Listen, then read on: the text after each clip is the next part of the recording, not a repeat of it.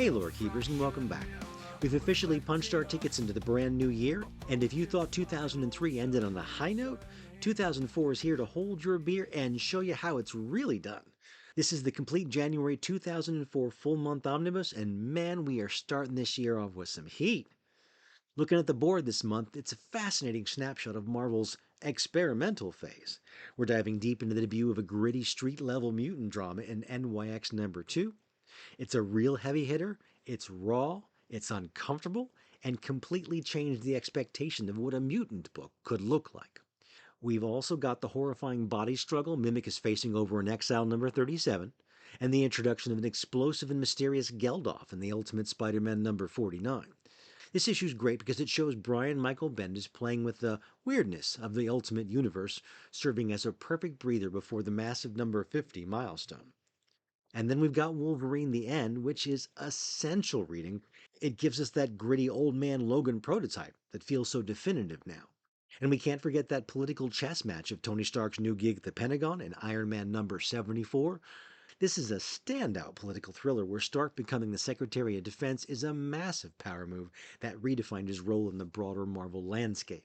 And there is absolutely no time to waste, so before you jump into the cosmic chaos, do your fellow fanatics a favor, smash that support, lavish some love on that like button, and subscribe for some of the most superb superhero stories on the planet.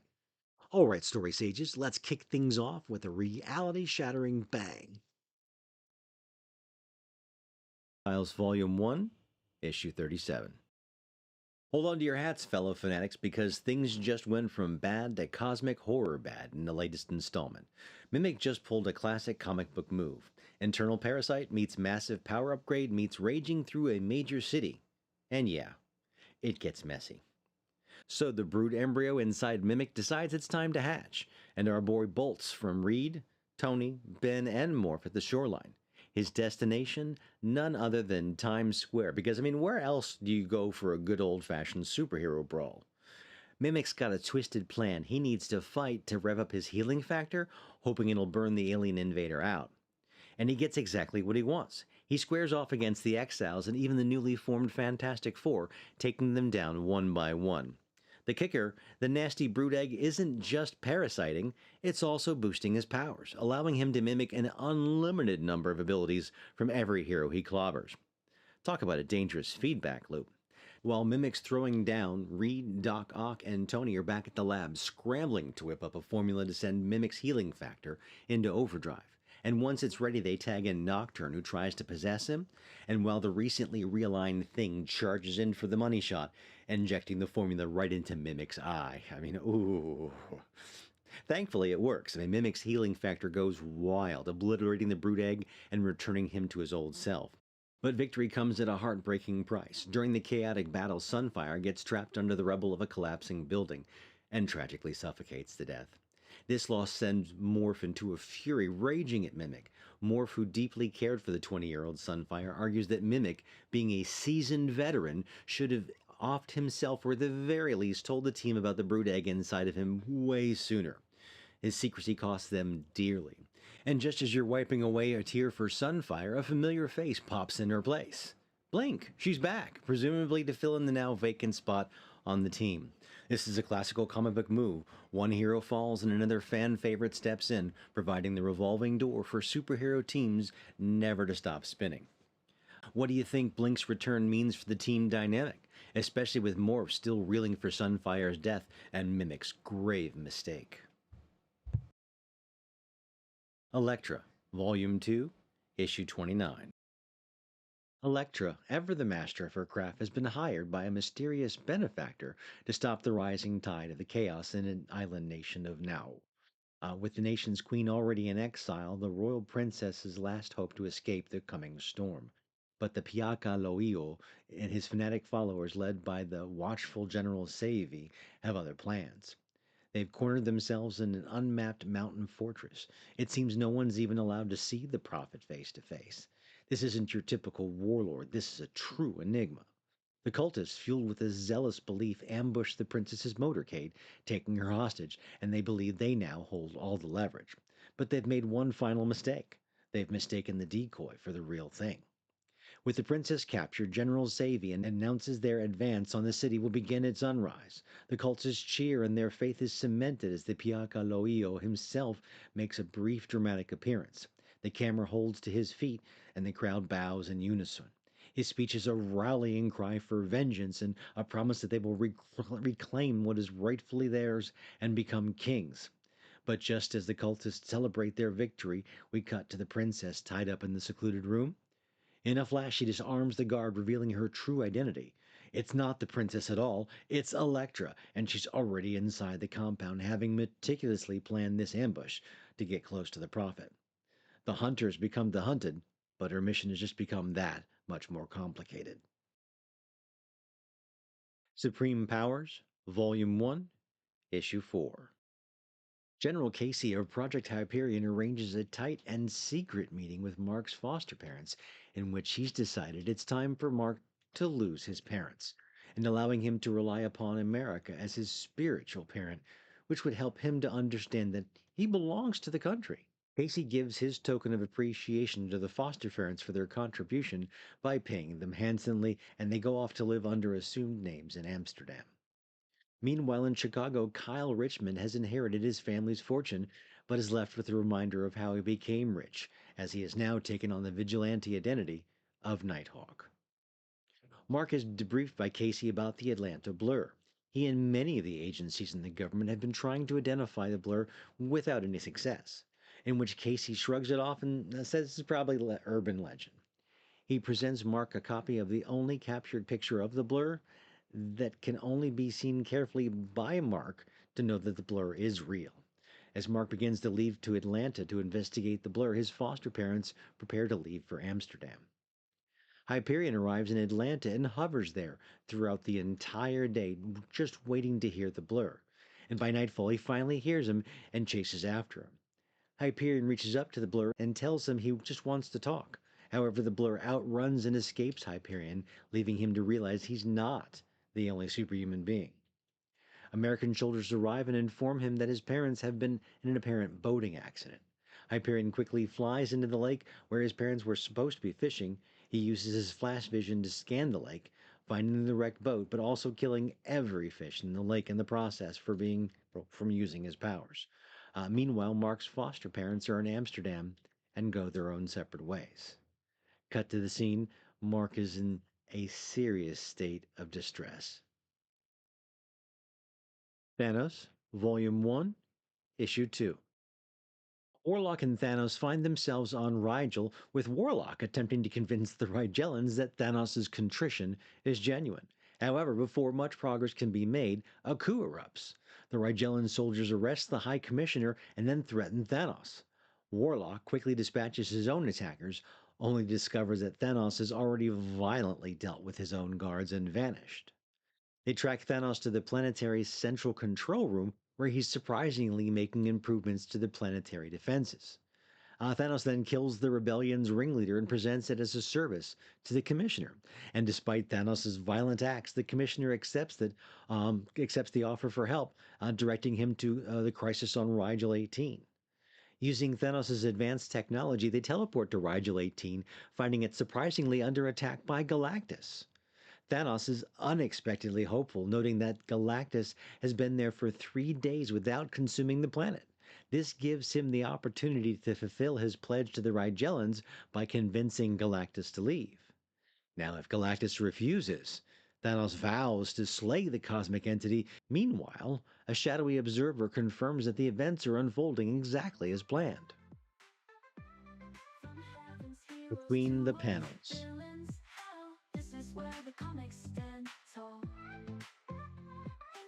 Hey there, lore keepers, and a happy metaphorical new year. We're kicking off 2004 in a big way with this week's Behind the Panel. We were originally going to take a closer look at the art of comic lettering, but something far more poignant popped up when we looked at the calendar.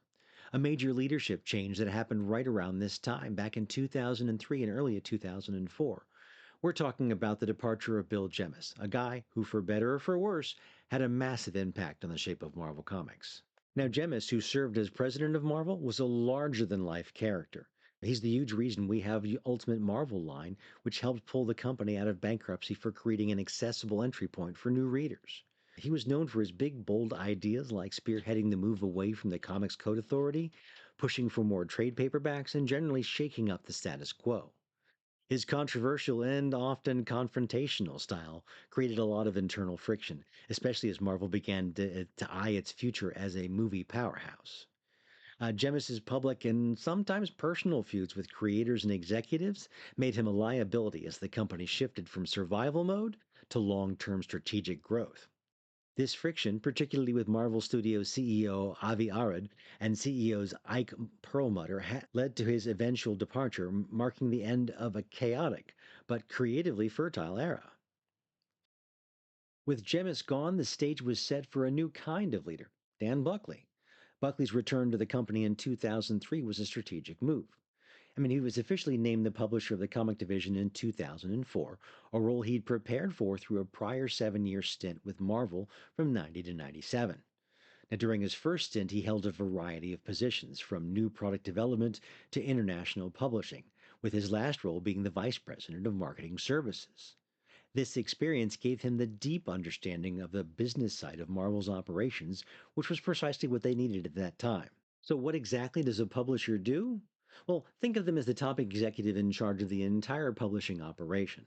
The publisher oversees the business side of things, handling everything from the managing budgets and production schedules to overseeing the company's distribution and marketing.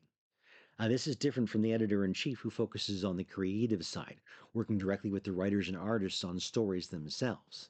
Now, while the role of publisher has existed for a very long time at Marvel, Buckley's rise signaled an era of stable strategic growth over the creative chaos Jemis was known for. His leadership solidified Marvel's publishing arm, laying the groundwork for many of the initiatives you see today. His vision for the company was a long term one, culminating in his promotion into the president of Marvel in 2017. Now, when you look at the stability and success of Marvel Comics in the years that followed, a lot of that can be traced back to this one pivotal leadership change. That's it for this magnificent monthly. Stay marvelous, true believers, for the Bill Jemis era.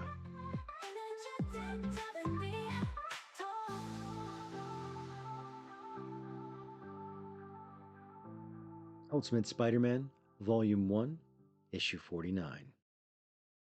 Right after leaving the Daily Bugle, J. Jonah Jameson gets a nasty surprise, a confrontation with the Enforcers. It's clear they're not thrilled about his recent articles slandering Sam Bullitt. And things are looking pretty rough for Jameson until, just in the nick of time, Spider Man swings onto the scene, putting an end to the threats. And after a solid battle, Spidey comes out on top and, in true form, demands a thank you from Jameson. Their conversation quickly morphs into an impromptu interview, and Spider Man is gone in a flash before the police can even arrive. Back at home in Queens, Peter Parker finds Jameson outside his house. Jameson opens up, explaining that he lost his son in the Orion explosion. He firmly believes that his son, the astronaut, was a genuine hero, and absolutely refuses to accept that Spider Man is one. And after laying out his heartfelt stance, Jameson surprisingly offers Peter Parker his job back. And later that evening, Spider Man makes an unexpected visit to the Kingpin. He wastes no time in mocking the crime boss, declaring that he's going to take him down. Wolverine, Volume 3, Issue 7. Hey ho, archivists! Our story starts off in the sun baked deserts of New Mexico, where Wolverine rolls up on a gas station that looks less like a pit stop and more like a graveyard. One sniff of the air tells him everything he needs to know. Something is seriously wrong here. Inside, two human traffickers, Merrick and Lake, are panicking over a dead gas station attendant. Merrick, the one in charge, loses sight of Logan's shadow and, in a critical error, backs against the wall. And that's all the invitation Logan needs is, with a single brutal snick, his right claw slices through the flimsy wall, impaling Merrick. He then goes full interrogation mode on the terrified Lake, demanding answers about the body on the floor. Lake spills everything, blaming the whole thing on Merrick, who saw the victims like mutants, not even people. Logan's fury is palpable. Lake, chattering nonstop, leads Logan outside to an abandoned trailer truck. The ventures circling around overhead are a grim sign that what's to come. Logan yanks open the back door and bam! It's a gut-wrenching sight, a pile of fresh corpses from Mexico. Nothing ticks Logan off more than innocence being preyed upon, and this sight pushes his berserker rage into the brink. While Lake babbles about Merrick's merciless methods, Logan grabs him by the throat, claws glinting, and gets a name: Ritter, a coyote in El Paso. With the name secured, Logan chains Lake inside the truck with the dead, giving him just enough air to prolong his suffering. A chilling parallel to the victim's fate. But the plot thickens back in Portland, Oregon, where the ATF agent Casey Lathrop is hunting Logan down. She questions a former military buddy of Logan's, Sycamore Blaine, flashing a photo and admitting, I think maybe he saved my life. Wolverine rolls into El Paso, Texas, making an anonymous call to the authorities about a truck full of bodies, and then strolls into a bar named Cerveza Fria. Here, in a stunning twist, his past catches up with him. The barman, Angel, goes to get a guy named Nestor, and when Nestor sees Logan, he's surprisingly warm and genuinely grateful that Logan saved his little boy and just walked away last time. Nestor even hooks him up with the free drink. Logan cuts to the chase. He's looking for a coyote named Ritter, but the quiet hunt for answers is short-lived. A news report flashes on TV, and the El Paso police confirming Wolverine's tip: a human trafficker, Lake, is in custody blabbering to reporters about a guy with claws. This is not how Logan operates, and the public fallout is an unnecessary complication. This just got public in the most explosive way possible. Wolverine, the end, number one. Out in the seriously snowy Canadian wilds, a grumpy and aged Wolverine tries to hunt, but his body isn't what it used to be. His claws are giving him grief, sticking when they should retract, and a sarcastic voice in his head needles him about getting old. He heads back to his cabin where his old friend George is waiting with a delivery and a letter, something he hasn't delivered in 50 years. The letter brings with it a shocking news of death. And later on a rainy day, Logan shows up at a funeral for his arch nemesis, Sabretooth. The priest's eulogy is wild, painting Creed as a villain who found religion and did charity work. A tear actually rolls down Logan's face as he flashes back to their brutal battles. He feels he shouldn't have come, but admits he always thought there was some final truth between them. An attorney named Emily Rand approaches Logan, telling him that Creed often spoke of him with respect and handed him a second letter. This one's from Creed himself, and later as George drives Logan home, he screams himself awake from a terrifying flashback. Weapon X scientists implanting adamantium, erasing his memories, even his name, and then pumping him full of something. This nightmare is so jarring that it compels Logan to make George follow him through the giant fence into an unbelievable sight, a massive ancient mansion. Inside, Logan wanders through the grand living room, muttering to his inner voice that he shouldn't be here. George catches up to find Logan standing there before a grave with the name John Howlett, beloved son, lost before his time, 1885 to 1897. A red Japanese book sits on the headstone. Logan picks it up, instantly knowing he lived there ages ago, but realizing whoever left the book knows way too much about him. He tries to explain to the bewildered George that this was the Howlett estate where tragedy wiped out his family centuries ago, leaving him the sole survivor, but with zero memory of it all. He suspects Weapon X, the Canadian government program responsible for his claws, has been watching him his entire life and was even involved in Creed's death.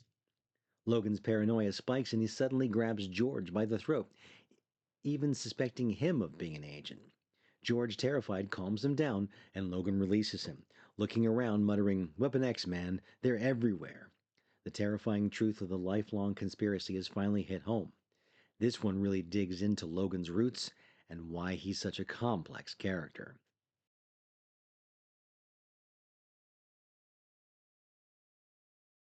Captain America, Volume 4, Issue 20. So we're back in Captain's Nazi controlled alternate America, and the rebels are being absolutely hammered at the front gate of Stark Industries, pinned down and starting to look like toast. But suddenly, Captain America bursts onto the scene, making short work of the machine gun nest and leading the charge into the complex. But just when things are looking up, the elite Iron Men show up ready to crush their spirits. But Cap has a trick up his sleeve, tossing Henry Pym a device from Tony Stark that completely cuts the Iron Man's power, sending the armored goons crashing to the ground. Cap wastes no time rallying the resistance and pushing them hard towards the lab where Doom's time machine is waiting. Inside, the Red Skull is absolutely seething over the successful anti Nazi uprisings happening all over the country. He's breathing down Victor Von Doom's neck, begging him to send his elite squad back in time to 1945 to snuff out Captain America before he can even become the legend he is now. As Captain's crew hits the lab entrance, they meet with a guarded, armored field. But Sue Storm fakes being a subject of a twisted breeding program, vamps the guards into opening the portal, and takes them down with extreme prejudice. Inside the lab, things get gnarly, and Hank Pym takes a bullet, sending the enraged Bruce Banner into a pure gamma fueled rampage that smashes the controls and explodes panels right next to Doom's face, leaving him severely burned. With the time project halted, Don Blake arrives to tend to Pym's wounds, dropping a bombshell that Tony Stark died a hero's death. But that's nothing compared to Cap's own pure rage when the Red Skull grabs Bucky as a hostage. And at the thought of his partner dying, Captain attacks the skull, sending both of them careening into the well where the time machine is spiraling out of control. Locked in the brutal combat, Captain America and the Red Skull are sucked into the time platform and then vanish. Gone like ghosts, but in March of 1964, the Avengers submarine stumbles upon a man frozen in a solid block of ice. They haul him aboard, and, well, you know that. Captain America is revived. From that moment on, the rest, as they say, is history, forging the timeline we know and love today. Fantastic Four, Volume 1, Issue 506. All right, my panel pundits, buckle up because with Doctor Doom out of the picture, the drama in Latveria is just heating up, all thanks to Reed Richards and his supersized ego. What starts as a glimmer of hope for a lawless state quickly devolves into a global crisis. With Doctor Doom gone, armies from Hungary, China, Russia, and the good old US of A are converging on the border, a full blown United Nations response to the Fantastic Four essentially occupying the country. In Castle Doom, Nick Fury warns Reed to step down or face a fight, but Reed, being Reed, totally refuses, claiming he's acting independently. A clearly oblivious Invisible Woman walks in, and a frustrated Fury bails, leaving Sue demanding answers from her husband, who just tells her to follow. Reed then drags Sue down to the dungeon where Thing and Human Torch are caged up. But before Sue can even get an answer, Ben and Johnny burst out, absolutely livid because Reed apparently used the Doombots on a resistance cell they had just tracked down. And here's the kicker, true believers. Reed coolly admits it was all part of an insane plan. He intentionally released the descendants and then sent Doombots after them to make the Fantastic Four look like saviors. He then throws an absolute bombshell at Sue, telling her she was useless in protecting their kids. Ben and Johnny jump to Sue's defense, but Reed just tells them to save their energy because they have a deadline 40 minutes until war. Horrified, Sue, Ben, and Johnny bolt for the castle, desperate to talk to Nick Fury, but this naturally is all part of Reed's grand, insane plan. They catch up with Fury begging him to hold off on the attack because Reed's clearly not in his right mind, but Fury's hands are tied. Reed blew off all of the UN warnings, and now they're storming Latveria, with Reed looking at being arrested and tried for treason. Meanwhile, Reed descends on the lower levels of the castle and starts writing a goodbye note to his family, and begins working on some mysterious machine. 40 minutes, a goodbye note, and a mysterious machine. What in the multiverse is Reed Richards plotting? And can the Fantastic Four stop a global conflict before it's too late? New Mutants, Volume 2, Issue 7. So Josh and David are just chilling in their dorm, getting ready for the day. When David and Sophia bounce to get grub, Josh, though, decides to opt out of the lunch date with Lori. Instead, our boy decides he wants to get his thoughts on paper, penning a letter home to the Rents. He spilled the tea about his classes and what life was like at the Xavier Institute. You know, just regular day at mutant school. Lunch rolled around and Josh linked up with Julian. Turns out Jean had dropped the detention hammer on Julian. Ouch. Meanwhile, Danny and David were getting their caffeine fix at the Grindstone Cafe, and Danny, being the stand-up gal she is, pushed Danny to reach out to Josh. Yeah, with Josh's sketchy past affiliation with the Reavers, but Danny knew the dude needed some support. And speaking of new partnership, Victor hits up Shan, ditching Wolverine as his advisor. claimed they just weren't vibing, which, honestly, fair. Later, Shan paid a visit to Amara, who, still in her coma from her crucifixion and subsequent healing by the angel in Uncanny X-Men 423, and read her some letters from her old squad. Pretty heavy stuff. When David finally hauled his butt back to the dorm, he gave Josh the lowdown on Amara. Next thing you know, Josh and Julian were sneaking into her room. Josh, flexing his healing powers, woke her up from her coma. But whoa, talk about an explosive awakening. She caused a massive blast before splitting. David was not thrilled, to say the least, and confronted Josh, who got totally heated and stormed off. The next day, Professor X calls an assembly and lays down the law about that incident, and then hauls Josh and Julian into his office, double detention. He laid it out. Amara was gone, and she didn't want to be found or helped. Later, Jean Paul told Julian to swing by his office the next day, and Danny absolutely lit into Josh, roaring that Amara was family to her. Intense, right? Well, fast forward a couple weeks, and Josh sees his parents roll up on the school. Josh, bless his little heart, thought they were pulling him out of school.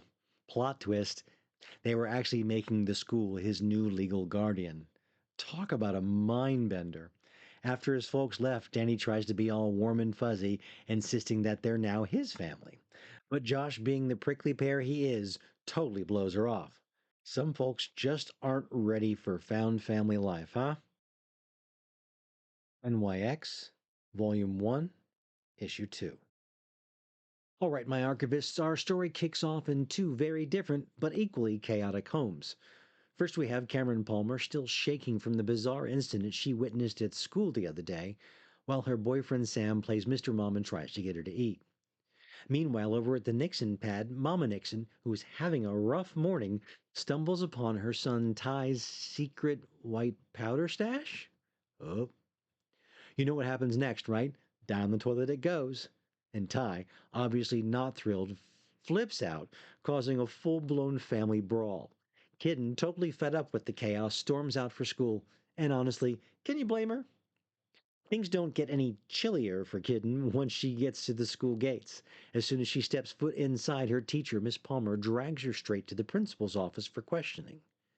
While Kitten's getting the third degree, a slick kid named Hector strolls in, slips a 20 to the security guard, and ensures his brown paper bag goes unnoticed. Smart move? Back in the office, Miss Palmer tries to get Kitten to spill the beans about yesterday's incident, but Kitten's lips are sealed. After getting sprung, she heads to the hall, but before she can make her escape, Hector catches up with her, and with a smirk, he says he's got a little surprise for her. Next thing you know, he pulls out a gun. Just as Hector pulls the trigger, Miss Palmer, who's been watching, tries to get Kitten's attention for a little heart-to-heart talk. Talk about timing. But here's where it gets wild. When Kitten opens her eyes, the bullet's just hanging there in midair, inches from her forehead. The kids all around her are frozen solid. Kitten, feeling like a total boss, skips over to Hector and starts laying down some serious threats. But just as she's getting her swagger on, reality comes crashing back with a deafening bang. Kitten spins around and her world shatters. Her friend Kara is there, cradling their teacher's lifeless body, blood staining the hallway floor. Flash forward 6 months and Principal Wiseman shows up at Cameron's house trying to coax her back to work, but she's not having any of it. He drops the bombshell that no one's even heard from Kitten since the shooting. Later that very same day, Cameron gets another visitor. It's Kitten, and she finds her former teacher bleeding in the bathtub. Cameron had tried to end it all. I mean, this story is just wow. What a ride, right? Punisher, Volume 4, Issue 35. So things kick off in a shadowy room where Frank Castle is playing nursemaid. He's feeding some seriously sickly looking dude, a guy he rescued from the auction in the last issue. There's something mysterious bubbling in that stew, but the comic's keeping mum about what it is. Now, for those of you who've been following along, if you saw the tape Frank watched last time, you probably have a hunch as to who the stranger is. Meanwhile, across town, while Soap is hilariously getting roughed up by a troop of Girl Scouts. Yes, actual Girl Scouts. Spidey, Daredevil, and Wolverine are trying to make sense of their last chaotic encounter with the Punisher.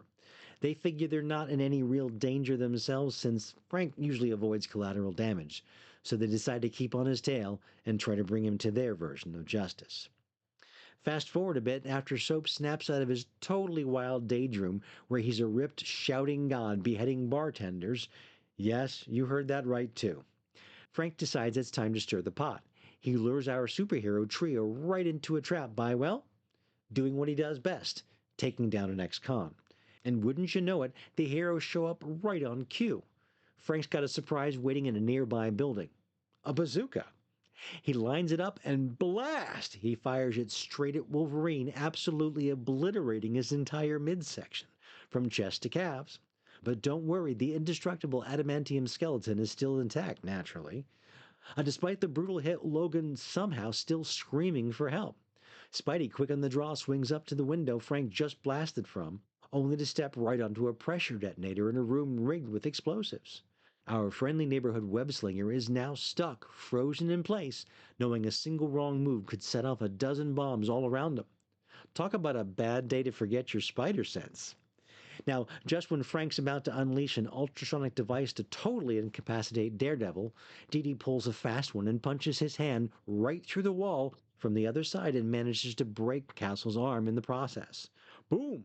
What follows is, to be honest, a bit of a snoozer. About 5 pages of surprisingly dry fight. And after all that, even Frank has to admit that particular plan wasn't exactly a stroke of genius.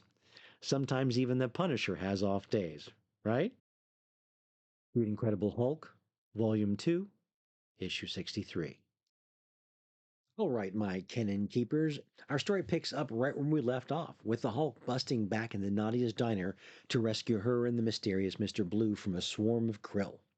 The Hulk makes a mind-bending discovery, though. The man he's known as Mr. Blue is none other than his late wife, Betty Ross. Ooh! Hearing the shocking revelations, the leader of home base is completely floored, realizing his opposition was one step ahead of him the entire time. Before the Hulk can get more answers, though, they're attacked yet again by the Krill. But the mastermind behind home base continues to theorize how Betty Ross managed to return to life when the Krill began to swarm the Hulk yet again. As the creatures swarm around Betty and Nadia, the Hulk tosses them and the whole mass of krill into the water tower, shortening out the creatures. This effort, however, allows the remaining beasts to swarm the Hulk and until one of them sinks his teeth into his skin and draws blood, and is promptly Hulk smashed. With the women recovering in the water tower, they discover the creatures are vulnerable to water, but the drama is just beginning. The chopper carrying Doc Samson and Sandra Verduga arrives as the two women talk. Nadia reveals she loves Bruce, heartbroken that Betty gave up her face for him. Back on the ground, the Hulk, with Bruce Banner's mind completely submerged, doesn't recognize that the helicopter is friendly and attacks it. The two women spot a rifle knocked from the helicopter as Sandra Verduga, now in her underwear, tries her own calming technique to subdue the Hulk. But Nadia, enraged by Sandra's attempt, aims the rifle at her. However, Betty, seeing what Sandra is trying to do, knocks the gun aside, causing Nadia to miss. But the gunshot is enough to set the Hulk off again. The chaos is a perfect distraction for the lone krill to bite the Hulk's ankle and slip away with the blood sample. As Betty explains who she is, it's enough to convince Doc Samson that she's telling the truth. But they only have an hour of light left. Meanwhile, home base tracks the single skrill, only to discover that the Hulk is hot on the trail of the creature that just bit him. Ooh, not good. Iron Man, Volume 3, Issue 74. All right, folks, the game done changed. This issue kicks off with Tony Stark, cool as a cucumber, dropping a bombshell on Chief of Staff Stu Conrad. The president is going to name me as the Secretary of Defense, and let me tell you, Stu Conrad pretty much loses his collective poop. We're talking about jaws on the floor, sputtering indignation. Tony Stark, the millionaire playboy womanizer with serious drinking problems? It's a fair point, honestly, but Tony, ever the smooth operator, calmly explains his reasoning. Because Birch has basically gone full on tech pirate, stealing and misusing Stark's patents, Tony needs to be in a position of power to ensure that his tech is used appropriately, and not as a death trap. This isn't about power, this is about responsibility. Soon after, Tony shows up unannounced in an unidentified military base in Maryland. What's Birch doing there? Only showing off more stolen tech. Talk about rubbing salt in the wound, but then bam! Iron Man makes a grand entrance, not just for show, but to give a live demonstration of exactly why this stolen tech is a catastrophic failure. Imagine the look on Birch's face. Tony and Birch exchange some heated words, a classic hero villain spat, but during the back and forth, Tony clocks something crucial. Birch hasn't been informed of Tony's new earth shattering position. Tony was originally planning on dropping that bomb right there and then, a real mic drop moment. But he decides against it. Nah, it'll be way more effective to let Birch find out from somebody else, making the news hit even harder. The suspense is thicker than vibranium. When we cut back to Tony and the White House, deep in a meeting with Mr. Conrad and Artemis Pithens, a big shot from the White House. The discussion? How Tony is going to handle the inevitable grilling he's going to receive during his confirmation hearings. You know, all those skeletons in the closet, the Playboy past, the drinking, it's all going to get dragged out. They're basically prepping him for a verbal boxing match. And after the intense prep session, Tony heads home and gets down to some serious business. He sells off and relinquishes all connections that could potentially cause trouble or conflicts of interest with his upcoming Secretary of Defense position. This isn't just a career change, it's a complete life overhaul. Tony Stark is going all in.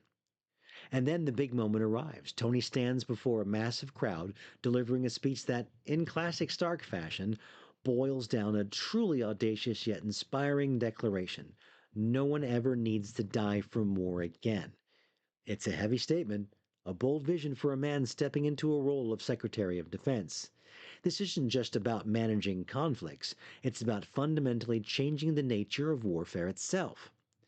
That's a pretty massive promise to present, especially for a guy with a past. But hey, it's Tony Stark. He dreams big, and now he's got the power to try to make it happen. The Spectacular Spider Man, Volume 2, Issue 6. So this issue kicks off with Spider Man swinging home, probably thinking about kicking back. He hits his apartment building with a bag full of groceries, changes back into civilian threads as Peter Parker, and just wants to chill. But surprise, his apartment is totally overrun. It turns out a bunch of his buddies have crashed the place for a video game marathon with Flash Thompson.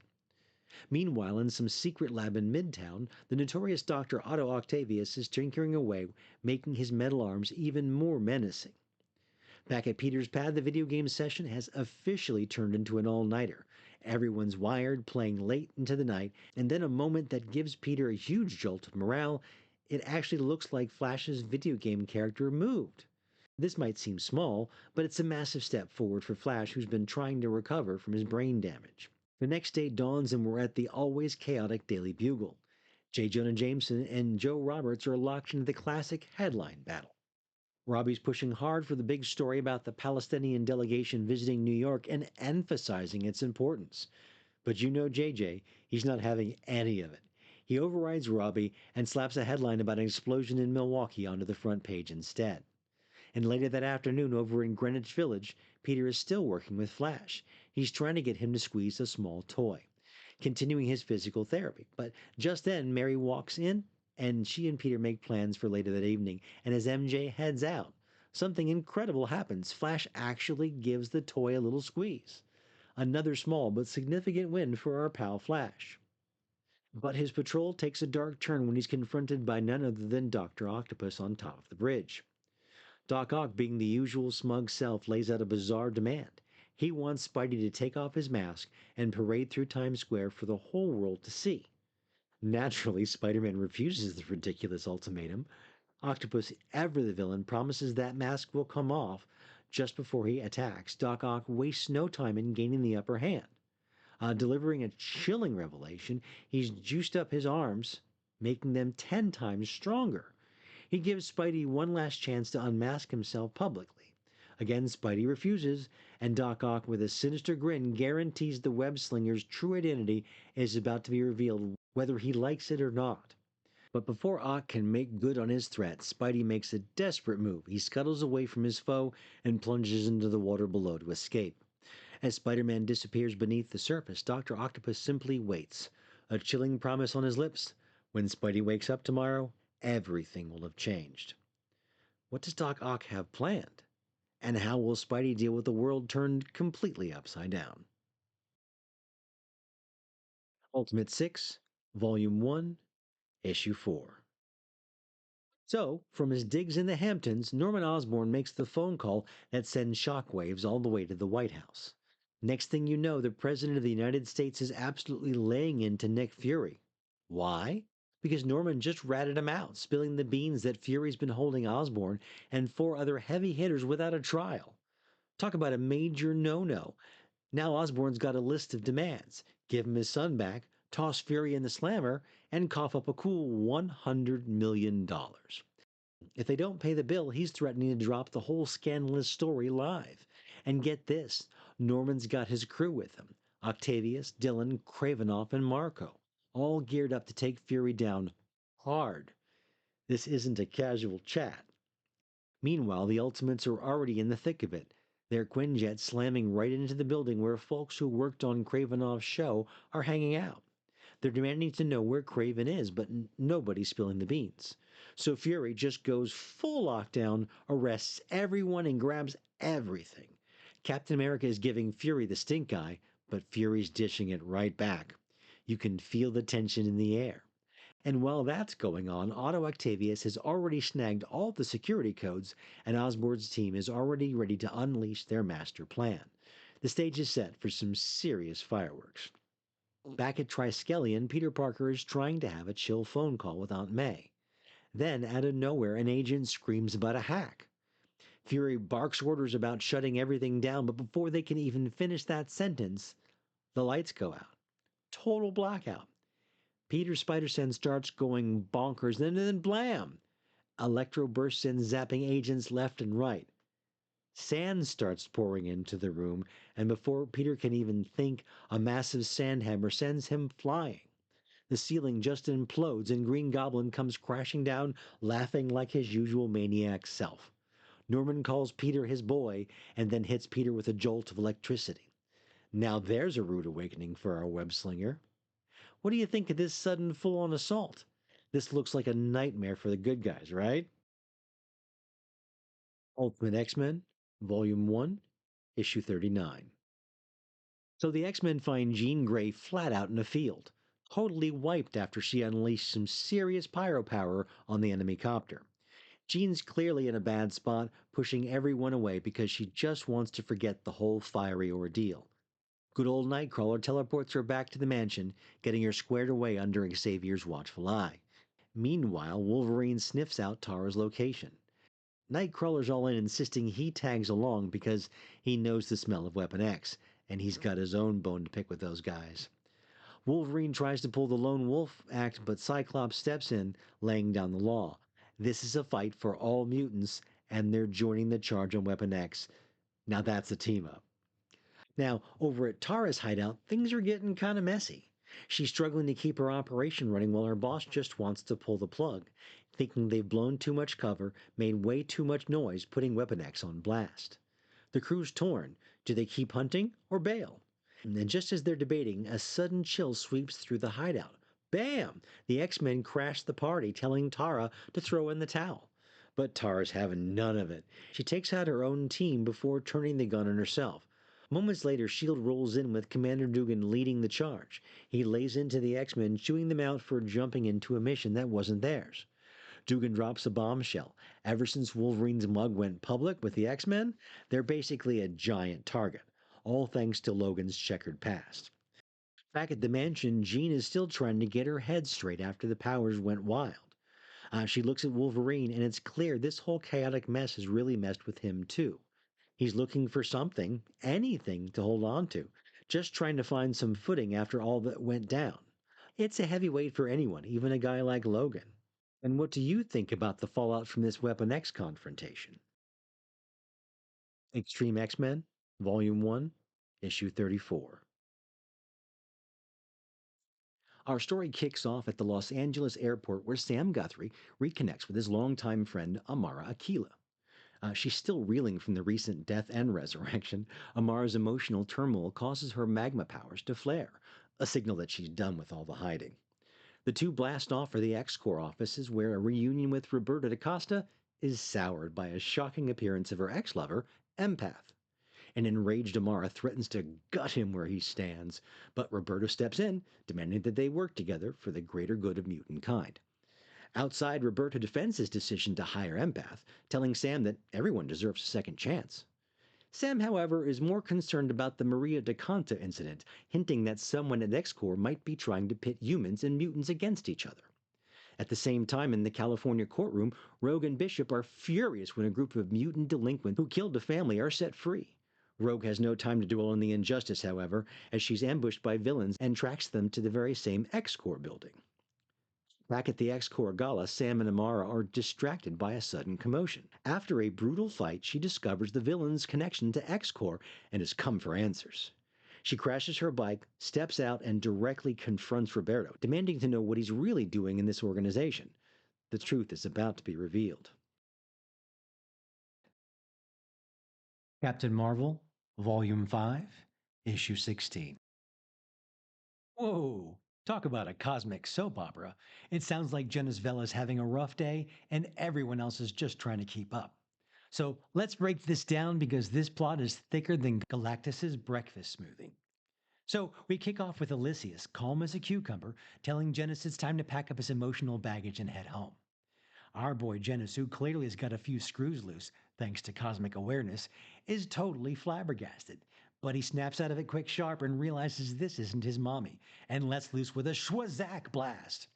You'd think that'd put a dent in someone, right? Nah, not Elysius.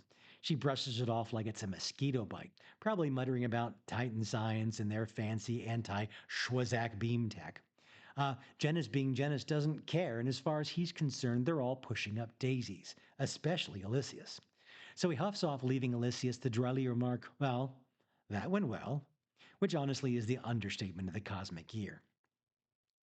Next up, we find Genis having a heart-to-heart with his dad's gravestone, basically blaming Marvel for every bad hair day he's ever had. And just when you think it can't get any weirder, Epiphany shows up. And for those who weren't glued to their comics during the Marvel Microverse escapades, Epiphany is one of Eternity's kids. She waltzes in and casually drops the bombshell that maybe her brother is behind Genis's latest meltdown. You know, because he's the one who previously drove Genis bonkers to try to end the universe. Meanwhile, the Peanut Gallery, aka the alien races, are all kind of side-eyeing Epiphany, and Lilandra tells Elysius to get her act together and clean up her own backyard. Oh, then there's Rick Jones. Post-coital, because comics. Captain Marvel suddenly remembers his buddy Rick and poof, brings him back to life, right in the middle of his own cremation. I mean, wow. Truly awkward. Rick, understandably miffed, decides that he's had enough of Genis's shenanigans and tries to sci-fry him. Marvel steps in just in time, stopping Rick from turning Genis's brain into soup by reminding him that Marlo Chandler and Earth are on the line. And just when you think you've got a handle on things, the Titans, bless their hearts, finally track Genis down to Marvel's grave. Plot twist! It was all a big cosmic misdirection. Our boy Genis isn't there. He's actually making a beeline for Titan itself. Literally a total oops moment for the Titans. The issue wraps up with Elysius making a frantic call, and we see that they've handed the mantle of Captain Marvel over to Genis's sister. Her mission? To bring him around. Which, given his current mental state, sounds like a job for a cosmic shrink and a whole lot of duct tape. Ooh, that's a lot to unpack. What do you think Genis's sister will do to bring him around? Maybe a stern talking to or a cosmic wedgie? Runaways, Volume 1, Issue 8. So the stage is set. Alex Wilder, ever the leader, is giving the warm welcome to Topher, the new guy who just popped up on their radar. But hold on, Chase Stein isn't buying it. He's got those suspicious vibes about the newcomer. And just as they're getting acquainted, the telltale wail of the police sirens sliced through the air, forcing them to ditch the convenience store in a quick hurry. Quick thinking from Nico Minoru, she whips out the staff of one and blasts a thick smoke spell to throw off the cops, giving our runaways just enough breathing room to zip away. And as they make their escape, they're spilling the whole saga about how their team came to be, giving Topher the lowdown on their bizarre origins. And while our heroes are making their getaway, back at the villainous lair, Jeffrey Wilder, Alex's dad, remember, is dropping some unsettling news on his wife. It turns out that one of the Pride's sneaky operatives has dug up surveillance footage, and what's on it? None other than their own kids duking out with some thieves at a convenience store. Yikes. Meanwhile, the runaways hightail it to their secret hideout in Bronson Canyon. You know, the cool spot. But things get a little wild when Old Lace, the awesome dinosaur, immediately decides Topher looks like a snack and attacks. Luckily, Molly Hayes steps in with her super strength and separates the two. So, Topher finally gets to meet Molly and Arsenic. And Nico, being the welcoming sort she is, offers to give him a tour of their digs, the hostel. And as they head off, Carolina pulls her teammates aside. She's stressing about telling Topher her biggest secret. She's actually an alien, and she's hoping to spin it as a mutant power to avoid totally freaking him out. Nico takes Topher on a tour, leading him to the room where she spills the beans about how her powerful staff of one works. The conversation quickly turns deep as they both open up about the sheer evil of their parents. It's a really bonding moment. Topher, clearly feeling the connection, starts to lean in for a kiss. But Nico, thinking of her current flame, gently pushes back, reminding him she's already with Alex. Topher, however, isn't deterred. He pushes the boundary, urging her not to be afraid, and plants a kiss on her. And guess what? Nico actually kisses him back. Talk about a shocking twist. But the biggest shocker, Alex is watching the entire steamy scene unfold, his jaw practically on the floor, thanks to the removable eyes of a creepy portrait. Oh man, this is gonna get messy. Thor, Volume 2, Issue 71. As the celebration for Thialfi winds down, Kaya makes a sudden appearance and abducts him. She transports Thialfi to the Resistance hidden cave, where she reveals a shocking truth. Her mother, the Scarlet Witch, was killed by the worshippers of Thor, mirroring the fate of Thialfi's own mother. Now, Thialfi, staunchly believing that Thor's benevolent rule, claims the Thunder God has vastly improved the world. In response, Kaya teleports him away to uncover the truth for himself. Meanwhile, Magni safely escorts Jordal home, an event quickly reported to Loki by a spy. Thialfi materializes in a town consumed by non-stop partying and drug-induced stupors. And as he explores the surrounding region, he discovers signs of neglect, unfinished construction, untended fields, and hidden groups studying the Bible, yearning for a return to the pre-Asgardian times. Now, returning to the chaotic town, Thialfi helps a distraught partier locate the body of her missing son, who tragically drowned while she was intoxicated. Kaya reappears, bringing a shaken Thialfi back to the cave.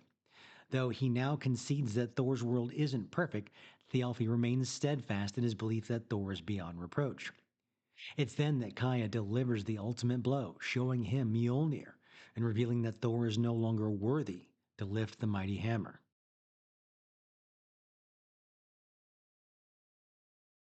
Daredevil, Volume 2, Issue 54. Okay, so picture this. Maya is absolutely frozen, staring down a dude shaped like a wolverine in a stormy pitch black night. A light flash gives her a split-second glimpse, and whatever it is, isn't comforting. Thunder rolls, vibrating through her, and the rain is just pounding on her head like a jazz rhythm. She digs deep, summons all of her strength, and stands up to face the shadowy figure. When she's finally upright, she realizes the guy is shorter than her, and all she can really see is his breath. Then another lightning strike, and boom, it's Wolverine. He immediately makes her think of two dogs fighting, and then everything goes dark again. The thunder hits her like a drum solo, and pure instinct kicks in. She's not hearing the thunder anymore, she's feeling the impacts. And at first, Maya thinks Logan is just straight up hitting her. She fights back hard, throwing kicks and punches, but the dude's blocking everything she throws. She feels like she's a runaway train with no brakes, blindfolded, remembering asking what darkness sounds like. And as their brutal dance continues, lightning flashes, freezing them in furious snapshots, a strobe light after every stop motion. The drumbeat of the thunder keeps pounding in the darkness. Wolverine isn't stopping, though, and Maya sees him as a wild Picasso bull going in all directions at once, and she's the bullfighter. She throws down every move she's ever absorbed from Daredevil and Bullseye, aiming for nerve centers to shut him down. But that just lights up Logan, and Maya sees him roar, even if she can't hear it. The rest of the fight is a blur, like a dream filled with memories of those two fighting dogs and the Vision Quest legends of animals morphing into human form. The thunder keeps punching her brain, and she can't even tell Wolverine's doing until he lands a hit. And that just makes her furious. From those lightning fast frames, she picked up enough of Wolverine's move to be dangerous to them both. Now, suddenly, Wolverine stops, flashing a sarcastic grin before sneaking out his claws. Maya's mind reels, convinced she's hallucinating from days without food or water. Logan eventually snicks his claws back in and then asks her to follow. Moments later, Logan offers her a beer, but Maya explains she's on day 4 of a Vision Quest fasting. Logan recognizes this and revealing he's come to this wild place to confront his own inner beasts, trying hard to be a man to control that primal angry part. This reminds Maya of Jacob wrestling an angel, a blessing found in struggle. Logan hints that the chief sent Maya, admitting that Chief once guided him on a vision quest, teaching him fear was internal. Maya shares visions, including, importantly, two dogs fighting. Logan gets serious, admitting the chief told him that the two-dog fighting story, which helped him become more man and less beast. Maya's intrigued and wants the whole story.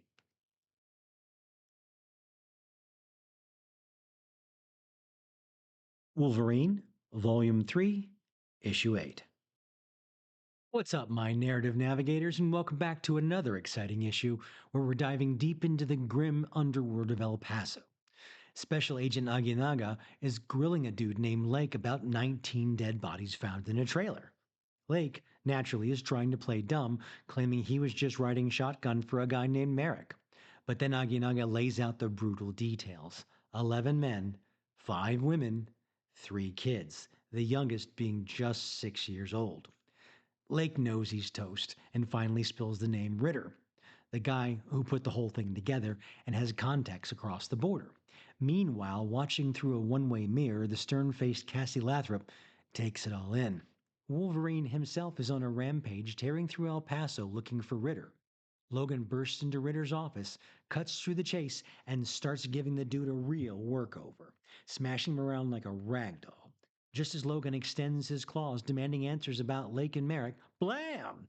Ritter gets shot, and then Logan takes one in the face himself. The mechanic Menendez sets the whole place on fire, hoping to incinerate Logan, but our boy Wolverine ain't going out like that. He leaps out of the flames and confronts Menendez, who quickly reveals he's working for a guy named Rojas across the border. Back at Cerveza Fria, Logan learns from Nestor that Rojas is knee-deep in human trafficking, exploiting desperate immigrants by forcing them to swallow drug balloons in exchange for passage.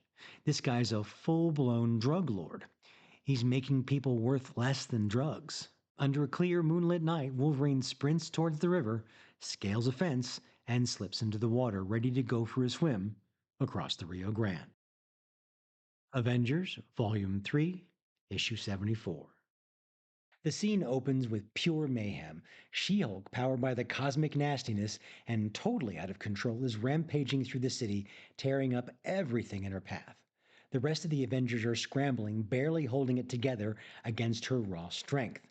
But then a flash of purple and a whistling arrow. It's Hawkeye, the avenging archer, stepping up to the plate, and get this, he's taking on the Jade Giantess single-handedly. Now, he's not trying to beat her into submission, he's pulling a classic Hawkeye maneuver. He's laying down just enough arrows, trick arrows at that, and probably some of those sonic or explosive tips to get her attention, to irritate her, and most importantly, to lead her away from the populated areas. He's buying the rest of the team precious moments to regroup, strategize, and figure out exactly how they're going to take care of their out-of-control friend without turning the city into rubble. It's a bold, risky plan, but that's just how Clint Barton rolls. Hawkeye's daring gambit pays off. He successfully lures the enraged She-Hulk out of the metropolitan chaos and into a desolate, rocky area. And just as he thinks he's got her contained, or at least distracted, who do they run into? none other than Bruce Banner himself, looking all frazzled and, well, Bruce Bannerish.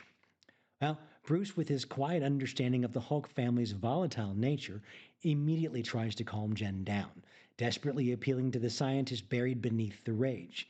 He's trying to reach his cousin to pull her back from the brink of total destruction. And for a moment, there's a flicker of hope, a pause in the storm, and Bruce's gentle voice cuts through the cosmic influence. But this is a comic book, so you know peace can't last. And just as Bruce is making headway, the ground starts shaking, and not from the She Hulk's fury, but from the approaching rumbling of the military vehicles.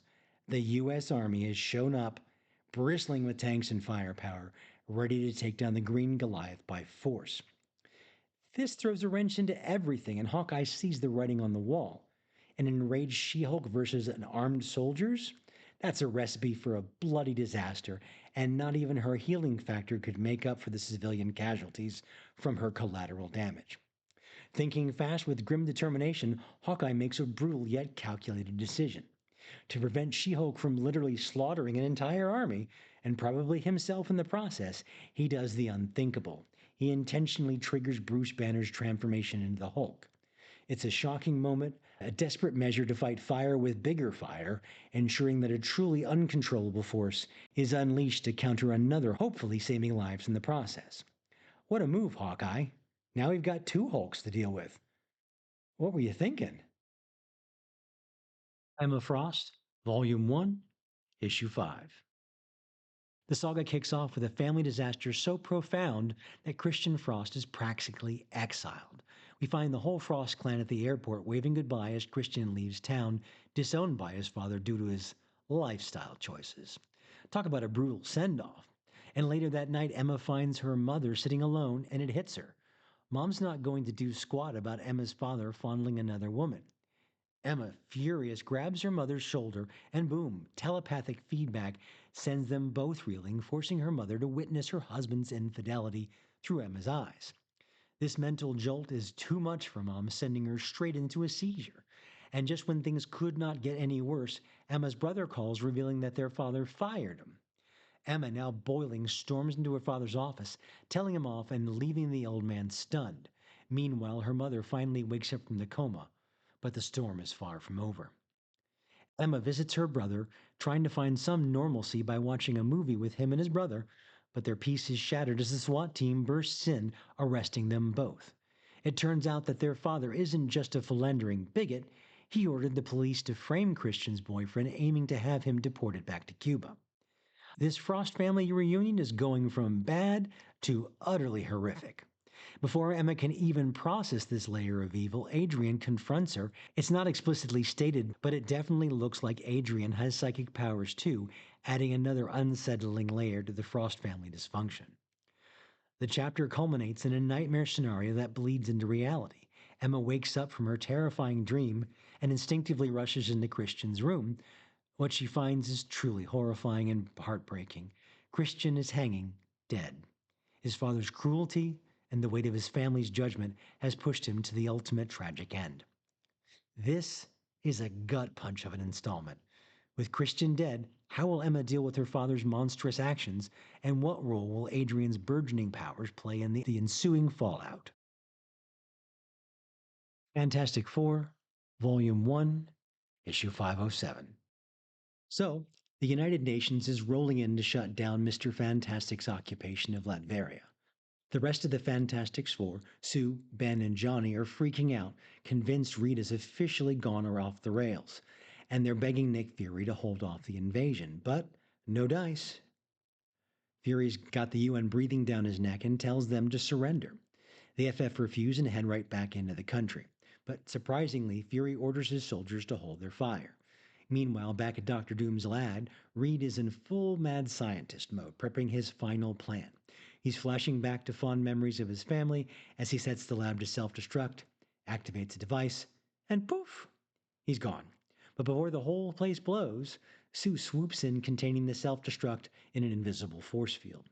And at that exact moment, down in hell, Doom is getting relentlessly tortured by demons when he's suddenly yanked away. He materializes in a room surrounded by projections of his many, many defeats at the hands of the Fantastic Four. And who's there to greet him? Mr. Fantastic himself. Reed calmly informs Victor that they're both trapped in this Mobius dimension, an endless loop of Doom's biggest failures. He boasts about choosing this empty, inescapable dimension as the ultimate prison for Isolde's foe, chastising Doom for all of his wasted potential. While all this is going down, back on Earth, Nick Fury decides the FF has had enough time and leads the army full steam into Latveria, and they find zero opposition. So Fury orders the troops to storm Doom's castle. Now, back in the Mobius dimension, Reed and Victor are locked in an ultimate battle of wits. Doom tries his classic ovoid mind swapping trick on Reed, but Reed just laughs, explaining it's useless. They're both stuck here. Reed smugly reiterates there's no way out when boom! A portal rips open and the rest of the Fantastic Four pop in, totally screwing up Reed's perfect plan. Reed absolutely rips into them for interfering, screaming that Doctor Doom can escape now. Meanwhile, on Earth, Fury's armies are still pushing forward when they're confronted by a young woman calling them hypocrites for invading Latveria. And suddenly the people of Latveria pour out of their homes, telling the troops to bounce. But Fury smirks, revealing that they are just a distraction, as another team storms Doom's castle. Moments later, those soldiers bust into Doom's lab, finding the Fantastic Four passed out cold in front of a transporter. And when the team finally revives, they start panicking that Doom is back on Earth. It gets worse. Much worse. Sue suddenly lashes out with her powers, slaying soldiers. And it turns out that Doctor Doom managed to use the swap bodies with Sue Storm. Total nightmare. Mystique, Volume 1, Issue 8. So buckle up for a wild ride with Mystique because this mission's about to get seriously twisted in a politically charged atmosphere of post-apartheid Johannesburg. We're talking espionage, hate-filled rants, shape-shifting showdowns, and a biological nightmare on the loose. First up, at an unknown location, the Quiet Man has Shepard tracking Mystique's plane, wondering why she hasn't ditched the tracking necklace. Shepard insists she sees this as a potential ticket to freedom, giving her a 60% shot at success. The real question he muses is if she'll betray Xavier and swipe a sample for them. Cut to Johannesburg Airport, Mystique, disguised as a sharply dressed businesswoman, gets a cab driver who immediately goes on a vile racist rant about muties and Kaffirs taking over since apartheid ended. Disgusted, Mystique snaps into the form of a muscular black man and easily knocks the panicked driver out. She returns to her true form, cynically muttering, "Yeah, all humans are created equal. Equally worthless." Next, at the Gold Reef Hotel, Mystique arrives at Shortpack's room in a foul mood, calling Johannesburg depressing despite Shortpack's optimistic rants. She quickly gets down to business, reviewing their target, Dr. Harrison Taylor, creator of a mutant smallpox virus, possibly an evil penicillin? Shortpack warns that Taylor's home is a fortress, but their weak point is the live-in nurse. Mystique cuts him off, boasting that she's armed to the teeth with Forge's gizmos and promises to be back with the test tubes before breakfast. Hard-boiled through and through. She then infiltrates Dr. Taylor's heavily guarded mansion, swiftly taking out two guards with a kick and a laser hairpin. Gleefully, she telepathically tells Shortpack she's in, noting only two guards, unaware there's a third one nearby, covered in strange boils, and her telepathic contact soon breaks off. Mystique then finds Taylor's lover, quickly gets her voice print, knocks her out with ether, and takes her shape. Attired in some skimpy nurse outfit, she enters Taylor's study only to find him dead, covered in boils, with a strange hissing woman crouching over him. Feigning fear, Mystique learns the host just wanted to visit Taylor's beautiful new children. But he tried to stab her. The host attacks, spitting something that immediately weakens Mystique, calling her germs children. She gloats that Mystique should be grateful she didn't open the lockbox with the real virus in it, which would have liquefied her insides. "Who are you?" Mystique gasps, dropping to the ground. Taking the virus box, the host declares herself a freedom fighter of the oppressed. And as the host climbs out the window, Mystique, with her last ounce of strength, aims her tracking device lipstick at the host before passing out. Shortpack desperately tries to reach her telepathically, warning her about the infections from her missing biometric shield watch. No reply. This mission just went from espionage to terrifying biological nightmare, and our favorite shapeshifter is out cold, facing a threat unlike anything she's ever seen before. New X-Men, Volume 1, Issue 149. In Central Park, the scene is grim. A spiritless crowd of humans huddles, their hope and vitality completely extinguished. The city itself reflects their despair, capped off by smokestacks spewing black death. Magneto, overseeing this bleak vista with satisfaction, addresses his brotherhood, chillingly declaring that extermination is too good for humanity. He turns to Beak, ready to activate his crematoria, but Beak, horrified, challenges him, asking when they all became Nazis. Magneto, furious, dismisses the comparison, proclaiming himself a force of nature and his new world a paradise. When Beak and Angel protest, Magneto quickly silences dissent, even brutally crushing Basilisk's throat for a juvenile comment, all to enforce his iron rule. He orders Beak thrown in with the very humans that he despises, pushing his followers to choose absolute loyalty. Even Esme, once a close ally, finds herself discarded, dismissed as a mere means to an end by Magneto's growing madness. Dragged into the car with the other undesirables, Beak, despite being beaten and ridiculed, defiantly escapes by kicking open the door of the magically levitated vehicle. He makes a desperate, if ill-fated leap into the rainy night, believing he can fly. Reality asserts itself as he crashes down, only to be further brutalized by a group of youths who leave him for dead. Miraculously, he's found and rescued by the mysterious EVA and brought to the Stepford Cuckoos. They revealed Mr. Zorn tricked everyone and that Esme was manipulating them using Martha Johansson's superbrain. The truth is stark. Dr. McCoy and Miss Frost were blown up, and Logan and Jean were fired into the sun. There are no X-Men. But just when all seems lost, Cyclops and Phantom X appear with a ragtag group, including Dust and the remaining Cuckoos. Cyclops, with the grim determination, declares that this patched together crew is the X-Men, ready for one hell of a test. The newly assembled X-Men learn the terrifying truth from Beak. Magneto isn't just powerful, he's 15 times stronger thanks to the drug called Kick. And his ultimate plan? To flip the Earth's magnetic poles tomorrow, wiping out all life. Despite Phantom X's cynical view that the final war between man and mutants has already begun, Cyclops refuses to give in, clinging to hope for Jean and the others.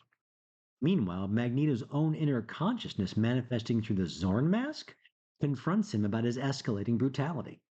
He then visits Professor X, still naked and paralyzed in a tank, mockingly contemplating setting him free after humanity's demise. But just as Magneto savors his triumph, Ernst appears with Martha Johansson's disembodied brain, delivering a chilling message. It's all coming to an end, and nothing can stop it. In his tank, Xavier is suddenly overwhelmed by a psychic vision of a burning, ruined Manhattan. Seeing Jean amidst the flames before returning to reality with a desperate telepathic question. Jean, is that you? Punisher, Volume 6, Issue 36. So, that knockdown drag-out fight between Frank and the Daredevil from last issue? Yeah, it's still going on. And guess what? Frank manages to get the upper hand, and Dee Dee is left there bruised and battered on the ground as Frank drops a classic Punisher warning, "Leave me alone." And then poof, he vanishes into the night. Our blind hero, Daredevil, isn't done though. He hightails it to where Spider-Man has been stuck, literally standing on a detonator for like a dozen bombs. But Dee Dee, ever the pragmatist, convinces Spidey that those bombs couldn't possibly be armed, reminding him that the Punisher, for all of his brutality, never takes out innocents. Cautiously, Spider-Man lifts his leg and boom! Dee Dee is right. No explosion. Just a whole lot of relief. The two decide right then and there to just erase the whole embarrassing encounter from the official hero history books. Page by page, our costume crusader's story unfolds. Frank, still in his darkroom, playing a sinister chef, spoon-feeding more mysterious stew to his captive. Meanwhile, Spider-Man is busy being a good pal, helping Daredevil pop his dislocated bones back into place. And Wolverine? He's chilling, or at least trying to, in a bathtub, healing up from that little bazooka incident. But the story of Soap, it's just getting bleaker and bleaker every panel. We find him in a grimy bar restroom, contemplating the unthinkable. And just when things are at their lowest, Kevin the bartender strolls in, just in the nick of time, and manages to talk Soap down from the ledge. But get this, Kevin, being the caring soul he is, just tells Soap to go home and do it so he doesn't have to clean up after his mess. And this just sends Soap into a rage. He whips out his gun, venting years of frustration at Kevin's jabs and insults. Kevin naturally pleads for his life. He cries, Soap, but you're a cop. And in a moment of clarity, Soap responds, Yes, so I am. And finally decides it's high time he started using his position as the head of the Punisher Task Force to bring Frank Castle to justice. Meanwhile, Frank's got his own plans brewing. He's on the horn calling up the law offices of Nelson and Murdoch, specifically looking for Matt Murdoch. Frank wants to set up a meet, and he insists that Wolverine and Spider Man had better be there too. Our boy Frank is ready to put an end to all of this chaos once and for all, and with what he promises to be a final definitive battle. After making his demand, Frank heads back to the building where he's been holding his mysterious guest, who now seems to be suffering from a gnarly stomach ulcer. It's time you stopped whining and got on with doing what you do, you pathetic little maggot, Frank snarls, proceeding to beat the man within an inch of his life, showering him with insults and thrown punches. Finally, battered and trembling, the man warns Frank to run. And then his face starts to swell and turn a familiarly ominous shade of green. So there they stand, Daredevil, Spider-Man, and Wolverine, waiting on the docks. Frank shows up right on schedule, but he's not alone. He's brought an uninvited guest to the grand finale, a certain emerald giant known only as the Incredible Hulk. So get ready, because things about to get real. Silver Surfer, Volume 5, Issue 3. We kick things off with Denise stuck in a psychiatric ward, completely catatonic and refusing to speak a single word. Talk about a rough break. But Lieutenant Morn isn't giving up. He's still doing his best to reach her, trying to break through the wall of silence. Then a glimmer of hope. Denise catches a news announcement from a guy named Stuart Acheron, whose son is also missing. This is her chance. She manages to contact him, and for Stuart, this is the best lead he's had so far. He wastes no time getting her sprung from the ward and getting her put on a plane to meet him. When she finally tells Stuart her unbelievable story, he doesn't even bat an eye. Crazy as it sounds, he believes every word, mostly because they both bear the same unmistakable burn marks from their shared and harrowing encounter. Meanwhile, far, far away from all this earthly drama aboard the Great Ark, Amnel is giving Ellie some serious lessons. She's teaching Ellie how to harness and use her incredible special powers. Think of it as a superpowered crash course. And elsewhere on the Ark, Gabe is now doing some exploring of his own. He eventually hits a snag, though, a door that he can't open no matter how hard he tries. And it's at this pivotal moment that Silver Surfer makes an appearance. And get this, at Gabe's request, the Silver Surfer actually accelerates Gabe's evolution, essentially giving him a cosmic power-up specifically so he can access the mysterious room. Kind of like getting a cheat code for the next level. And what do you think's behind that door? And what's next for Gabe after this kind of transformation? The Spectacular Spider-Man, Volume 1, Issue 7. This issue kicks off at Peter Parker's apartment, where Mary Jane is playing doctor, trying to fix that dislocated shoulder Peter picked up during his last brawl with Doc Ock. After a quick pop back into place, MJ, feeling in love, playfully tackles Peter. Aw, young love. Although realistically, having been created in 1962, he should be slightly older than I am. Meanwhile, over in Queens, Dr. Octopus is having a moment. He barged into his very old apartment he grew up in when he was a kid, getting a heavy dose of nostalgia. And back on Peter's rooftop, things are chill. Peter, MJ, and a few friends are just enjoying the evening breeze. Mary Jane, always the curious one, asks Big John Anderson why he ditched New Zealand for New York. And his answer? He's hoping for a career as some superhero kid's sidekick. MJ finds this absolutely hilarious. And honestly, who wouldn't? The next morning, Spider-Man is out web-swinging, doing his heroic thing, but the piece is shattered when Dr. Octopus calls into a radio talk show. He calmly announces he's about to hit the Central Museum of Antiquities, and just to prove he's serious, he blows a hole in the side of the museum while Spidey is nearby. Our hero rushes in to investigate, but finds the police are pinned down by a barrage of gunfire coming from the wrecked building. Spidey's spider sense is a tingling like crazy, letting him dodge the bullets as he leaps into the demolished side of the building. But plot twist! The guns are just being fired by motion detectors. Confused, Spidey starts skulking along the ceiling, searching for Doc Ock's silhouette. He spots it against the window, so he uses his web line to swing down the other side and crashes through the window where Doc Ock is standing. But bam! It's just a dummy, made to look exactly like Doc Ock. Totally baffled, Spidey frees the hostages Octopus had taken, but it turns out that Ock didn't even steal anything from the museum. He just tied them up and vanished after a few minutes. The plot thickens like crazy when Spider-Man finds a mysterious hole in the museum floor. He drops into the sewer and webs his way a short distance and then finds another hole, this time in the sewer ceiling. Our wall crawler pops up only to find himself in the Palestinian embassy. It hits him then. Dr. Octopus didn't care about the museum's artifact. He kidnapped the visiting Palestinian foreign minister, who was part of the delegation Robbie Robertson mentioned last issue. And if things couldn't get worse, the police arrive seeing Spider-Man standing right there on the wrecked outer wall of the embassy. Oh boy. Spidey immediately realizes he's about to be blamed for the entire kidnapping. How's he going to web his way out of this one? Uncanny X-Men, Volume 1, Issue 434. On Earth, the dimensional hellscape of La Isla Desdemonas has the X-Men scattered while Professor X and Polaris watch the chaos through the stomach of a mutant who's named Abyss. Inside the demonic realm, the conflict begins immediately as Nightcrawler teleports in, snatching his half-brother Nils and retreating from the demonic father they share, Azazel. Mystique, who's also trapped in the castle, watches the reunion and dryly asks Azazel where Kurt got his ability to lie. A jab aimed right at the furious biblical mutant. Meanwhile, a chaotic brawl explodes in Vancouver as Alpha Flight clashes with Juggernaut, who destroys Guardian's armor and stops fighting only when challenged by Sasquatch. This dual front chaos sets the stage for a true power struggle, the love of a found family versus the legacy of a demonic bloodline. And now deep in Azazel's citadel, the X-Men fight back against the demonic siblings.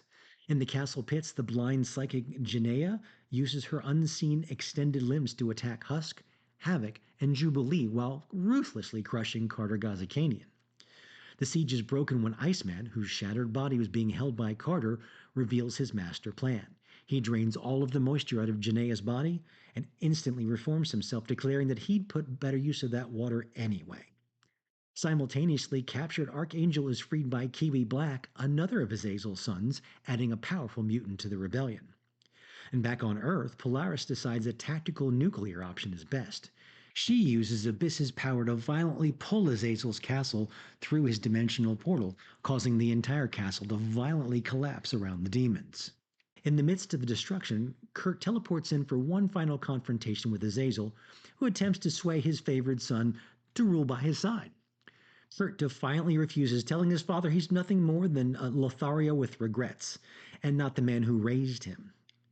Swords clash and the fight is cut short when the collapsing bricks give way and the devil mutant is swept away by the dimensional currents, laughing maniacally as he's banished. The emotional climax is the eventual return to the Institute, where Nightcrawler tells Professor X that Azazel merely provided genetic material, but Charles has always been his true father, who provided him with support, family, and most importantly, love, understanding, and kindness. Aww. Venom, Volume 1, Issue 8. All right, Canon Keepers, we're going to call the symbiote Fred for the rest of this episode, as I think we've earned a break from saying the symbiote over and over. The suit and Fred are hovering over Logan's skeletal remains, with Fred snarling that he still wanted Wolverine as a host. The suit dismisses this, reminding Fred that he rendered Logan useless for a reason. Fred counters that he's going to simply wait for the regeneration, and the suit vows to destroy Fred long before that happens.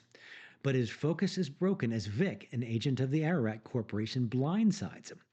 Vic, having just ripped off her wig in fury, blasts the suit's phone weapon out of his hand.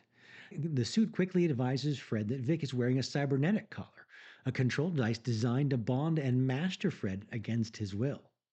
And Vic just says, hey, I'm more than a willing host. A simple man named Uper from Yonder Diner just begs to be let go. The sudden and bizarre interruption gives Fred a chance to choose a new path, deciding Uper will serve, and Fred ditches the current host Nan and lunges for a bullet that Vic just fired at Uper, using it as a vector to reach Uper faster. The bullet impacts Uper, expelling itself, and the symbiote immediately bonds with the old man, taking full control. And as the new Uper bonded Fred bursts out of the diner, it quips that it's ready for its new trick. All it needs is a volunteer.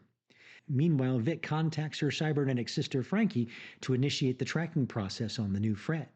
The suit, however, grabs Vic, preparing to electrocute her until Frankie blasts the suit with a particle beam from the approaching ship, dropping a ladder for her sister. A furious Vic is hauled aboard where Frankie points to a third figure, a chained, captured Patricia Robertson. Now, aboard the ship, Frankie reports their failure to their boss, but assures Vic that they'll be spared for uncovering an information leak. With the confirmation from above to proceed with Plan B, Frankie pilots the vessel to 42,000 feet. And down below, Logan finishes his regeneration and gets up to attack the suit, but notices the cybernetic spiders rebuilding him. Recognizing the technology, Logan curses, realizing that Reed Richards is playing wizard behind the curtains on this one. And when he spots the Ararat ship rocketing skyward, he knows something bad is coming. Vic asks if Canada will object to Plan B, but Frankie states that their boss pulls all the strings. With authorization confirmed, they hit the red button, dropping a nuclear bomb on the quiet town of Voici. Wolverine can only curse his luck as the missile locks onto him and the massive explosion slams into him, detonating with the force of an atomic blast. The suit is the first of the two to recover and plants his phone weapon into the Wolverine's chest. Now, both the suit and the Wolverine survived a point-blank nuclear blast, and Wolverine's ready to confront the new mystery, but did the suit just turn Wolverine into a walking bomb? Ecstatics, Volume 1, Issue 16. All right, my Omni archivists, this issue opens with a full on panic attack as three friends sprint from the park bowl to their station wagon. They don't make it. The key turns and the car instantly detonates in a blinding kaboom of fire and searing metal, confirming the random killers terrorizing America have completely changed their brutal tactics. Fast forward, and Henrietta steps up as the new Secretary of Homeland Defense. The media is all over her, showing off the new ecstatic costumes, snapping pics for Time magazine. And meanwhile, a hospital ridden Reggie in Europa sees the magazine, goes ballistic, and chucks it out the window. His dying wish, he tells his associate Dickie, is to grab the documents from his office that prove Spike Freeman sold chemicals to Saddam Hussein and then pass them on to Lacuna. So, Henrietta gets to work leading the ecstatics cross country, desperately trying to pinpoint the random killers. When Miles shouts that they need a system, Henrietta resorts to throwing darts at a US map, hoping for some cosmic guidance from the spirit world. Classic, right? But while Henrietta is trying to get spiritual help, Tyke secretly has Dead Girl mess with the spirits to stop them from helping. The media, totally baffled by the killer's motives, corners Henrietta for an interview demanding what she's going to do to protect folks. She gets pelted with trash. Tough crowd. Later, Guy shows up at the Lacuna show. Lacuna, ever the manipulator, tries to kiss him and make him forget about Venus and Eddie, but Guy pushes her away. Naturally, she screams assault. The plot thickens when Dickie slips Lacuna a folder on the street, claiming it's got dirt that'll ruin both Spike Freeman and the ecstatics. Simultaneously, a dude named Mr. Code pops up on a video declaring that these random killings are good and won't stop until he's changed America. When some guy named Joe tells Spike he couldn't get Reggie's documents, Spike just picks up the phone and calls Mr. Code. Later, Guy meets Lacuna by the ocean. She spills the beans that she has the documentation linking Spike to Saddam. But here's the kicker. If those documents go public, Eddie's reputation is toast too, as they made it look like she had agreed to help sell weapons to Hussein. And Guy immediately confronts Spike, who spins a tale about Eddie needing cash for an extravagant lifestyle and Zeitgeist footing the bill for their buildings and even dupes medical bills. Guy, fed up, tells Spike he's going to get the documents from Lacuna. That's when Spike drops his bombshell that he plans to make Lacuna the next victim of the random killings. Big mistake. Guy snaps, kicks Spike in the neck, killing him instantly. Guy immediately bolts for Lacuna's studio, but it's a race against time with the sniper already in position, aiming for Lacuna. Guy rushes towards her, but he's too late. The shot rings out. It's quite a wild ride for the ecstatics, huh, Comic Crusaders? What do you make of Spike Freeman's ultimate fate? Amazing Spider-Man, Volume 1, Issue 501. Aunt May is chilling on a park bench, spilling her guts about her nephew, Peter Parker. You can just hear the worry in her voice, talking about Peter, his main squeeze, Mary Jane, and the whole he's Spider Man thing. She's recapping her day, and Peter zipped off on the patrol earlier, and then she's walking down the street overhearing these little dudes playing Spider Man and Doc Ock, and the stall vendor even chimes in, telling his buddy about watching Spidey tangle with some bug woman. As May turns the corner, boom! Rubble crashes down, a gift from Spidey's current brawl with the Shaker. And then we're right in the thick of it, watching Spider Man going at it with the Shaker. Our webhead is seriously struggling, but then he flashes back, remembering reading about how his crazy mining suit the Shaker is rocking was stolen. Back to the present, Spidey is still getting clobbered by the dude. It turns out they've been at it for 2 hours already, ever since the Shaker pulled a bank job. And suddenly the Shaker decides to bring the house down. Literally. Causing a cave in on the roof that they're both standing on, sending them both tumbling. May keeps on talking, letting us know just how much she stresses about Peter swinging into danger, but she also respects the heck out of what he does for the city. After a quick peek at May totally outstarting some annoying dude at the phone shop, making him stomp off on a huff, we're back to Spidey's fight. He finally manages to toss Shaker into a swimming pool, and because Shaker's suit is vibrating like crazy, it's causing mini tidal waves that just keep pummeling the guy until he finally gives up. Back on the park bench, May's brand new phone rings. It's Peter, and he's calling to invite her for dinner and a movie with him and MJ. May's all smiles and accepts the invite, and then turns to whoever she's been talking to, saying that she's got to bounce, but she'll be back next Saturday. And that's when we figure it out. She's been talking to the gravestone of Richard, Mary, and Ben Parker. Now, really, was this beloved character moment worth the break from the main storyline? Extreme X-Men, Volume 1, Issue 35. Things kick off as Robert DaCosta's extravagant gala goes sideways the moment Rogue confronts him, pinning him against the dolphin statue. She suspects him or his ex-corp of being tied to recent mutant attacks after trailing culprits back to his corporate garage. Roberto's security, Stringfellow, a mutant who can turn people into string, and Skits, who projects mind-bending delusions, quickly incapacitate Rogue and Sam Guthrie. Now, Roberto, despite his fancy party, uses his sunspot powers to blast them both into the atmosphere to prevent further damage. Meanwhile, a mysterious shadowy telepath is already making moves. She finds the unconscious Sam and Rogue, noting that Rogue's mind is fascinating. The telepath then recruits some delinquent mutants, Cutter Sullivan, Dervish, and Porus, offering them vials of Kick, a powerful boosting drug, to attack the fallen X-Men. Back at Rogue's house, Sage gets Evangeline Whedon to safety while Bishop takes off to rescue Rogue and Sam. Meanwhile, Storm and Gambit are in intense training with Colonel Vashin, who is pushing Storm to lead the newly formed Extreme Sanctions Executive, a global mutant law enforcement team. Vashin makes it clear that Storm needs to be both a diplomat and a fierce warrior. For their first assignment, he tasked them with infiltrating mutant fighting arenas run by their old slaver foe Tullamore Vogue, starting in Tokyo. Back on the sands of Via Soyada, the kick-fueled delinquents Cutter, Porus, and Dervish have already taken out Stringfellow and Skits and are closing in on the helpless Rogue and Sam. But then the cavalry arrives. Bishop blasts into the scene, followed by Cannonball, and they dive into the chaotic brawl. Despite the delinquents' kick-enhanced powers, Bishop expertly outmaneuvers them, eventually knocking out Cutter and Dervish. Rogue, finally recovering from Stringfellow's power, takes down Porus himself, demonstrating that, even depowered, she's not to be messed with.